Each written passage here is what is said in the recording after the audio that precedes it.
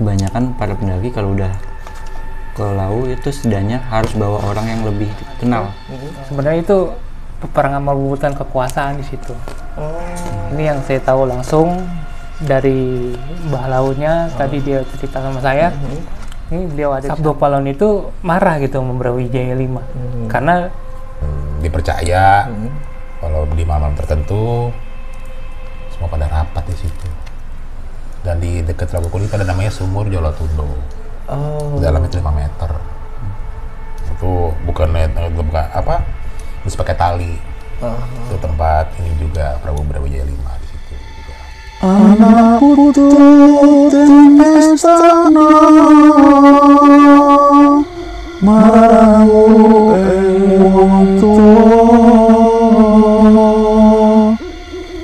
aja padha sembrana kudu jujur lan was padha sebab uripmu sedih kedatangan kuasa sebab ono sing duwe jiwa manusia iku bakal sedo.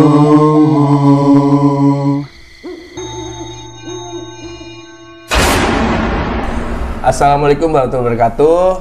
Balik lagi dengan gue Jambe. Dan pada kesempatan kali ini gue udah bersama rekan-rekan sekalian nih. Dan di sini kebetulan ada Bang Heru Survival Communication. Apa kabar Bang? Baik. Dan sini ada Mas Arfan. Dan sini ada Mas Bagus. Ya. Dan alhamdulillah pada kesempatan kali ini kita udah berkumpul bersama nih. Jadi pada kesempatan kali ini sebenarnya kita nggak cerita mistis ya Bang ya? Nggak mistis, tenang aja. Jadi kesempatan kali ini kita ngobrol ngalor ngidul, tapi ada edukasi lah, ada informasi yang buat teman-teman tahu, bisa buat teman-teman ambil hikmahnya dalam obrolan ini. Nah, pada kesempatan kali ini tadi sebenarnya kita udah ngobrol-ngobrol nih sebelum kita di kamera. Kita pengen ngobrol seputar Gunung Lawu ya Bang. Nah, Gunung Lawu ini memang berada di perbatasan antara Jawa Tengah dan Jawa Timur, dan di sana banyak banget histori dan sebenarnya mistis juga sih, dan banyak banget yang pengen dikupas nih dalam obrolan ini. Jadi buat teman-teman jangan kemana-mana, terus pantengin channel kita ini untuk obrolan ini gitu. Jadi buat teman-teman di rumah, banyak banget nih kalian mesti tahu nih, Gunung Lawu itu kan sebenarnya banyak dipercaya, banyak rahasia yang belum terungkap nih Bang. Dan pada kesempatan ini mungkin lewat Bang Heru, lewat Mas Arfan, lewat Mas Bagus, bisa kita kasih tahu sesuai apa yang kita tahu dulu, dan nantinya bisa menambah wawasan nih. Nah, sebelumnya pertanyaan pertama nih Bang, Gunung Lawu itu kan memang dikenal sebagai gunung yang masih favorit lah di kalangan pendaki ya Bang ya. Jadi dari Jawa Tengah dekat, dari Jawa Timur dekat, dan itu kan banyak banget jalurnya ya Bang. Iya. Yang gue tahu tuh Cemoro Sewu, Candi Ceto, Singolawu, Sama Cemoro Kandang. Cemoro Kandang. Nah, Ada lagi Jogorogo. betul. Jadi kalau kalian tahu mungkin yang sering banget pendaki naik Candi Ceto atau Cemoro Sewu. Cemoro Sewu, Cemoro Kandang. Cemoro Kandang biasanya itu. Cuman ada 2 jalur tuh Bang. Iya. Yang tadi mungkin masih asing tuh di telinga kita masing-masing nih. Iya. Nah, kalau misalnya menurut Bang Heru, secara pendakian Gunung Lawu ini termasuk gunung yang seperti kayak gimana sih Bang? Kalau Gunung Lawu itu bukan milik para pendaki gunung, Iya. pendaki peziarah dan spiritualis. Oh, oke. Dan 2 jalur itu gue sih sebenarnya yang paling sering itu Cemoro Kandang, Cemoro Sewu. Candi Ceto, Jogorogo, Singolangit malah belum pernah. Karena waktu di zaman tahun 90-an itu jalur itu memang ditutup. Baru sekarang ini dibuka kan. Oke.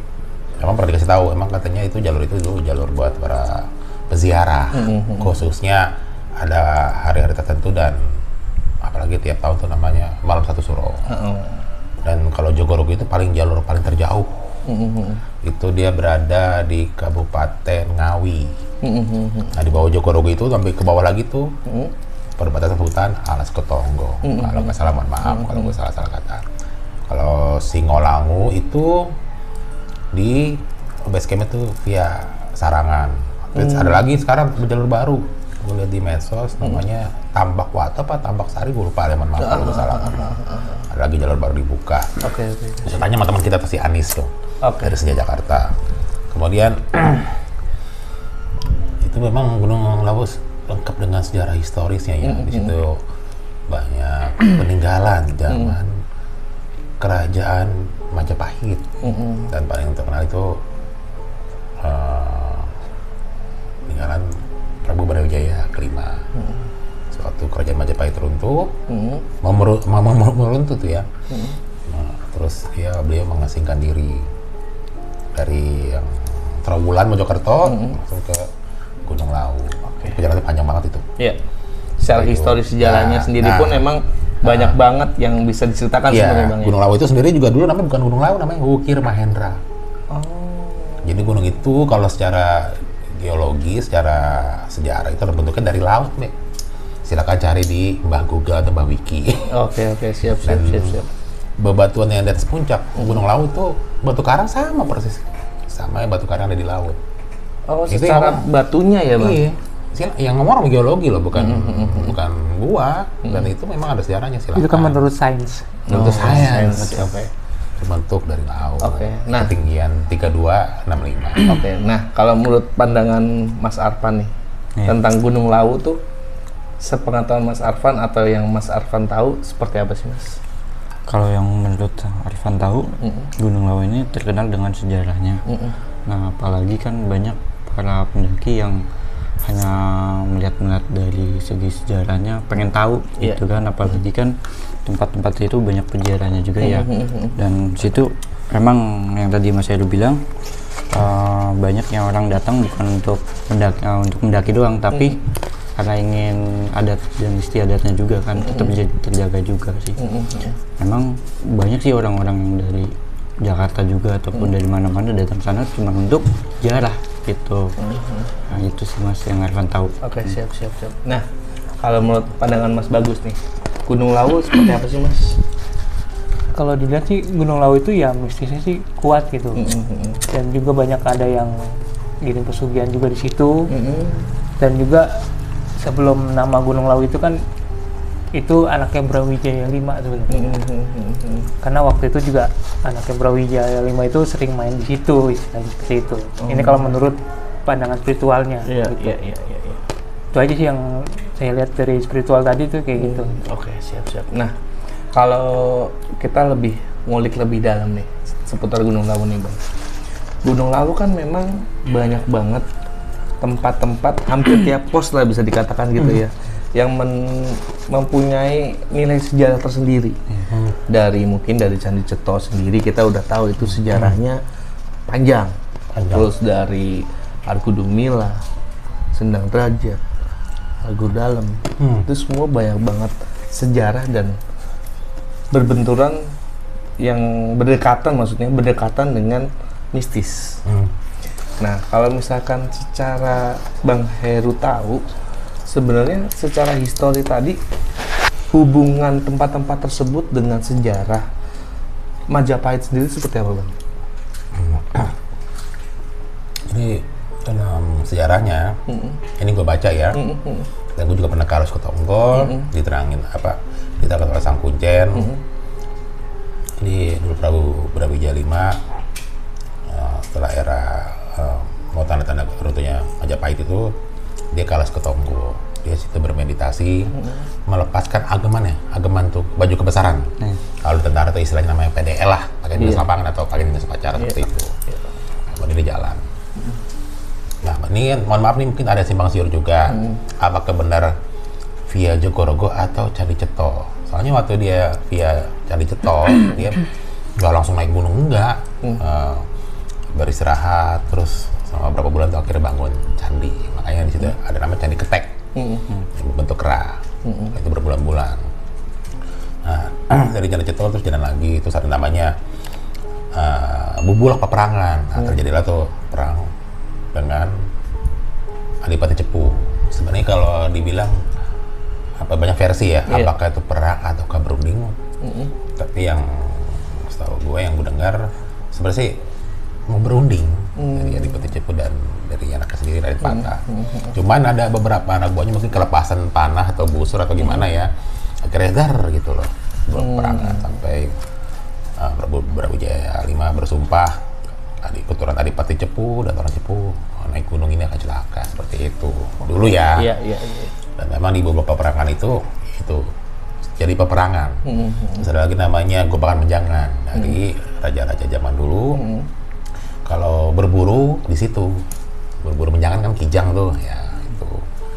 Kalau banyak itu, kalau Hargo Dumila kan puncaknya Lawu. Kalau yang Hargo Dalam moksanya beliau itu Brawijaya V. Hargo Dumiling moksanya Sabda Palon dan Oyong Genggong. Panjang lagi ceritanya. Siap. Terus memang kalau dari tiap-tiap jalur, terus ada lagi tuh yang dari Singolangu itu jalur klasik tuh. Baru sekarang ini dibuka ya. Baru beberapa tahun ini dibuka itu.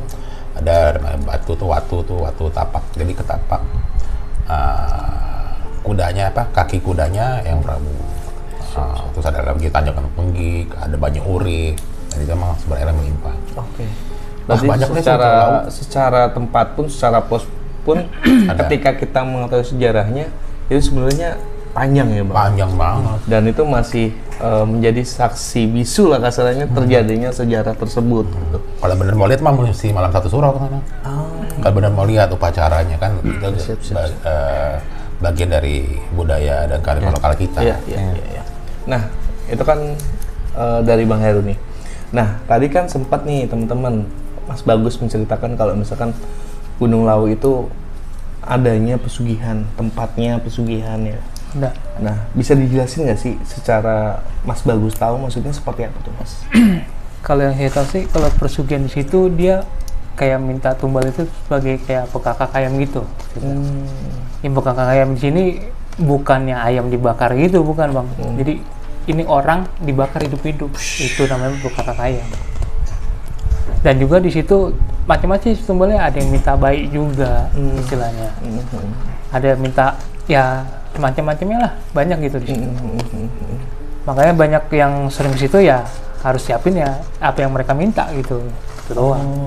Ya, menurut pandangan Mas Bagus sebenarnya hal-hal seperti itu masih ada Mas sampai sekarang? Masih ada. Dan juga balik lagi yang tentang yang Bang Heru bilang yang tentang peperangan itu, sebenarnya itu peperangan merebutkan kekuasaan di situ. Ini yang saya tahu langsung dari Mbah Launya. Tadi dia cerita sama saya. Ini beliau ada di samping saya juga. Dia bilang itu perebutan wilayah. Kekuasaan di situ.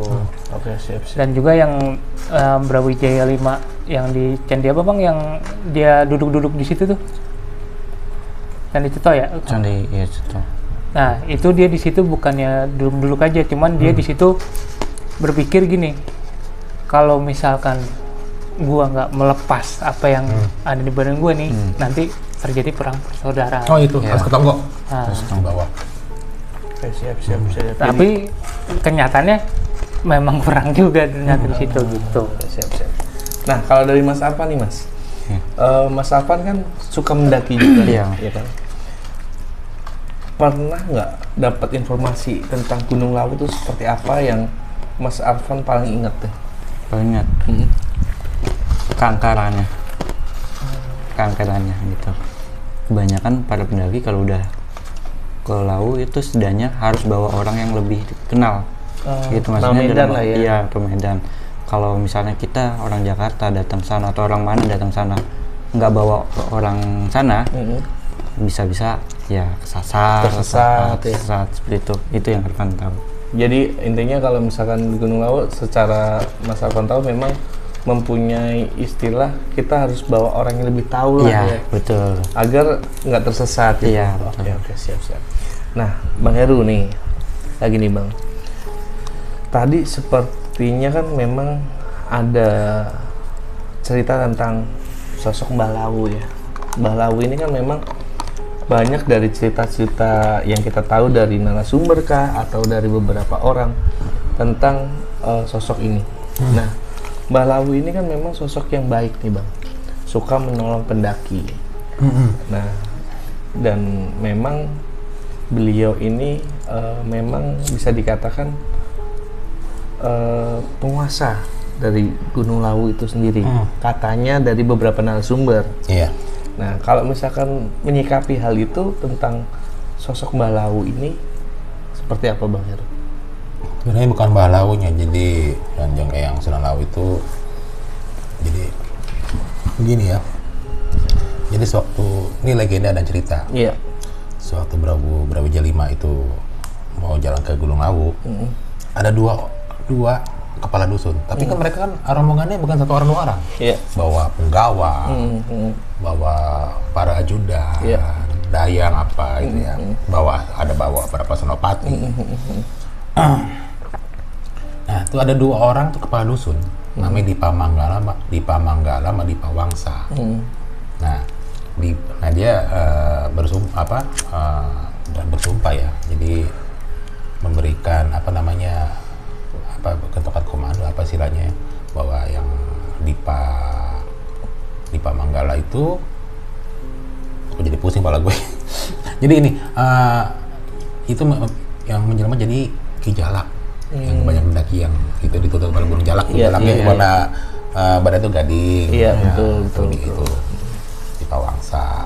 Mohon maaf kalau gue kebalik ya. Dipa Manggala itu sebenarnya itu bukan dari yang Lawunya. Oh, beda ya. Jadi istilahnya ajudan lah. Ya, karena kan banyak pendaki bilang ini karena berkat Mbah Lawu nih, berkat Mbah Iya Lawu. betul, tapi kan ada ajudannya yang Betul. itu, Karena yang memang Jalak itu. Mereka taunya hanya seperti itu gitu. Iya. Nah, kalau dari Mas Bagus nih sendiri nih, Mbah Lawu ini sosok yang seperti apa sih sebenarnya? Kalau Mbah Lawu ini yang saya kenal ya, yang saya tahu ini dia ajudannya Brawijaya V. Tuh. Sebenarnya yang larang dia buat naik itu ya Mbah Lawu itu istilahnya. Cuman kan di satu sisi dia nggak mau lah istilahnya, dia pengen menyendiri gitu. Karena kan dia tahu di dalam kekuasaan dia itu kayak ada yang mau memperebutkan posisinya Brawijaya V. Iya. Samping itu pula kan juga istilahnya kan dia pengen masuk Islam gitu istilahnya kan. Sampai dia dikejar sampai di ujung mana gitu sama Sunan Kalijaga gitu. Akhirnya dibalik ke sana buat menyendiri, dan akhirnya Brawijaya naik ke atas itu buat moksa. Nanti suatu saat beliau pun hadir lagi di sini, tapi dengan sosok yang berbeda gitu. Ini Brawijaya V-nya ya istilah gitu. Iya. Dan memang kalau misalkan kita tahu kan memang masih misteri nih Bang. Misterinya dalam arti Prabu Brawijaya V kan mengatakan dirinya moksa nih, dan sempat di beberapa cerita mengatakan di situ ada sosok Sabdo Palo nih yang menemani beliau ketika mendaki. Dan ternyata di situ juga ada cerita yang mengatakan Sabdo Palon entah bagaimana nggak menemani beliau sampai atas nih. Dia berhenti di Hargol Dumiling. Itu menurut Bang Heru cerita tersebut bisa digamblangin lagi nggak Bang? Sebenarnya ada proses apa sih sebenarnya sampai Sabdo Palon nggak menemani lagi sampai atas? Ya gimana? Ini baik, gue mohon maaf nih, gue bukan sejarawan, bukan spiritualis, bukan ini hanya kita sharing aja. Sharing benar-benar. Mencerita aja, kita ngobrol aja. Jadi yang dapat itu memang pas di saat itu Kanjeng yang Sunan Kalijogo tuh memang diutus untuk menemui Prabu Brawijaya V. Biar bagaimanapun masih keturunannya, karena yang gue tahu tuh bapaknya yang Sunan Kalijaga itu masih keturunan dari Prabu Brawijaya V. Jadi istilahnya cucu ketemu kakek. Oh iya. Gitu. Karena buat meredam antara Brawijaya V dengan Raden Patah anaknya sendiri gitu diutus lah. Nah itu yang gue tahu dan gue baca pas ada Kanjeng Sunan Kalijaga sempat berdebat kan akhirnya Noya Kingkong ya udah bisa aja deh ini kan ya jadi istilahnya seorang raja dan cucunya ketemu jadi kayak kita aja udahlah nih saudara ini kita nyingkir menyendiri dulu lah. Oke, siap. Nah, untuk perbincangan itu gue kurang paham ya, karena gue nggak bisa masuk ke dalam situ, karena itu rahasia besar banget tuh, banyak simpang siur, betul. Dan juga kita kan nggak hidup di zaman nih, kita baca sejarah. Jadi intinya ternyata Sabdo Palang menghargai waktu itu mungkin ya, dalam arti ada yang lagi ngobrol dan akhirnya dia menghargai itulah ya. Jadi itunya bilang yang Sunan Kalijaga dengan bahasa yang sangat santun dan ini, yang sudah sepuh rambutnya tak paras ya, paras itu kalau bahasa Jawa apa sih? Dirapin ya. Iya. Itu nggak mempan udah cukur. Akhirnya dia dibuka dulu karena itu cucunya kan ya udah yang udah sepuh ini gitu ngobrol kan. Itu mah ngobrol lama banget tuh, panjang banget. Banyak lah di beberapa YouTube channel lah. Kita kan nggak ini semuanya ya. Udah akhirnya bisa dirapihin rambut sama Sunan Kalijaga. Tapi ya mohon maaf itunya dulu dilepas dulu agaman ada lagi agamannya rompinya gitu. Yang maaf itu mencari orang-orang rompinya itu. Ya gue nggak bisa ngomong itu. Oke, siap. Ya udah akhirnya Brawijaya V nurut. Ya monggo. Karena kan cucunya, cicitnya. Siap. Jadi seorang cucunya berbicara dengan kakeknya. Oke. Dengan bahasa Welas Asih. Berarti intinya waktu itu terjadi seperti itu. Iya. Nah, kalau dari Mas Bagus nih Mas, menanggapi dari pendapat dari Bang Heru tadi seperti gimana nih? Kalau dilihat dari batin gitu istilahnya emang seperti itu di perjanjian di atasnya itu. Bukan perjanjian maksudnya bertemu dengan Brawijaya gitu, Sunan Kalijaga. Dan bukannya Sabdo Palon tidak mau menemani Brawijaya naik ke atas, bukan. Tapi dikarenakan Sabdo Palon itu marah gitu sama Brawijaya V. Karena Sabdo Palon bilang, lu nggak usah masuk ke Islam, misalnya kayak gitu. Cuman kan cucunya ini kekeh gitu istilahnya gitu. Makanya di situ Sabdo Palon itu kesal gitu. Misalnya lu nggak mau dengerin apa kata gue, cara kayak gitulah. Akhirnya dia tidak menemani ke atas, ya Brawijaya V yang sendirian ke atas gitu. Dan akhirnya moksa itu ya. Nah, akhirnya moksa. Dan juga Sabdo Palon itu akhirnya moksanya itu di Gunung Tidar, bukan di Gunung Lawu. Itu. Iya. Nah, kalau dari Mas Arfan nih Mas. Mas Arfan kan di dunia pendakian memang udah seringkali mendaki ke gunung ya. Dan terkadang gunung ke gunung saling berkaitan sejarahnya nih. Nah, kalau dari Gunung Lawu ini sebenarnya selain dari fenomena tadi yang dibilang Mas Arfan tentang mistisnya keangkerannya, kan ada fakta-fakta di mana ada apa ya istilah kata pantangan nih, pantangan ketika pendakian ke Gunung Lawu. Pertama yang saya tahu, yang tadi Bang Heru bilang orang Cepu nggak boleh nih naik gunung. Terus berpakaian serba hijau, itu juga nggak boleh. Nah, waktu kejadian seperti itu sebenarnya Mas Arfan sudah tahu dan menanggapinya hal seperti itu kayak gimana Bang? Kalau Arfan sendiri ya pribadi, yang sebenarnya sih kalau Arfan kalau naik gunung semua sama, pasti ada pantangannya. Betul. Nggak boleh ngomong yang sembarangan lah, ataupun kita juga harus permisi. Kalau Arfan balik lagi sih ke hati kepercayaan. Iya. Kalau emang yang penting kita ada masukan dikasih tahu begini, oke. Nah nanti balik lagi ke manusianya itu sendiri mau jalan apa enggak, yang penting hatinya gimana. Kalau balik lagi mungkin ya Mas ya kayak gitu. Kita mau di tempat mana aja, kalau emang ada pantangan atau gimana, kalau emang benar-benar diharuskan mengikuti ya ikuti. Kalau emang dianya kan ada orang yang kekeh gitu ya, kekeh dalam artian apaan sih gitu. Nah ya udah biarin aja, tapi balik lagi hatinya itu kalau emangnya bersih, kalau emang ini nggak masalah sih sebenarnya gitu. Sebenarnya ya. Kan istilahnya sebuah kayak mitos aja sih Bang. Iya, maksudnya mitos lo nggak boleh kayak gini, kayak kita ke pantai selatan kan nggak boleh pakai baju hijau kan. Iya, betul. Itu seperti mitos aja sih sebenarnya. Balik lagi sih. Iya, gitu. Tapi sih nggak masalah gitu. Nggak kelihatan kalau hilang. Iya. Sama-sama ini daun. Secara orang awam lah ya. Rumput-rumput yang bergoyang ya. Iya. Ya kamuflase jadinya ya suasana hijau. Tapi hijaunya beda maksudnya bukan hijau daun, hijau pupus namanya. Soalnya kan kita bukan tentara, ya kan? Iya. Biasanya kita kamuflase tentang dirinya. Iya, Gitu. tersamar. Bener. Nah, kalau misalkan tadi sempat sentingan tentang pesugihan nih, Bang. Di Gunung Lawu kan memang secara mistis kan memang mistis banget nih.